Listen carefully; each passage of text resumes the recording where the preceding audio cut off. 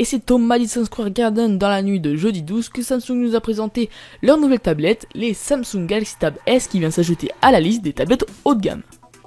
Avec ses 6,6 mm d'épaisseur, Samsung tente tant bien que mal de concurrencer l'iPad Air d'Apple qui a pour lui 7,6 mm d'épaisseur.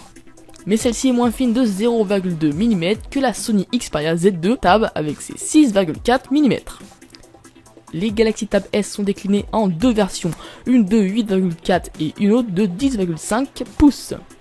Ce sont des écrans Super AMOLED, le principe de ces écrans est que le noir est parfaitement noir, mais en compensation ils sont souvent trop saturés et affichent ainsi des couleurs peu fiables. Pour résoudre ce problème, Samsung a prévu une fonction sous le nom de Adaptive Display qui va varier la saturation ainsi que le gamma en fonction du contenu détecté. Ces écrans sont dotés d'une définition de 2560 par 1600 pixels, au passage d'une résolution plus élevée que celle des iPads. Côté look, Samsung a abordé pour le côté plastique perforé du Galaxy S5, ce qui, il faut l'admettre, rend plutôt bien sur le grand format de ces tablettes. Bonne nouvelle, vous pourrez également déverrouiller votre smartphone avec votre doigt grâce au capteur d'empreinte digital intégré au bouton d'accueil.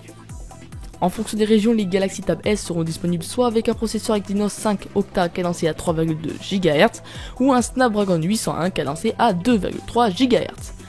Pour une ample fluidité, Samsung met le paquet et nous met à disposition 3 Go de RAM ainsi que 16 ou 32 Go internes pour stocker musique, vidéo, photos et jeux, pouvant être extensibles jusqu'à 128 Go via une carte microSD. Il faut aussi noter que les tablets sont équipés de haut-parleurs stéréo, de quoi réjouir tous les audiophiles. Malheureusement pour vous prendre en selfie, vous ne disposerez que d'un capteur dorsal de 8 mégapixels et frontal de 2 mégapixels. Ces deux versions seront uniquement disponibles en deux teintes, noire et blanche. La version Wi-Fi sera lancée en juillet aux États-Unis aux environs de 450$. D'autres versions, à savoir une version 4G, seront prévues, mais par contre nous n'avons ni de prix et ni de date de sortie.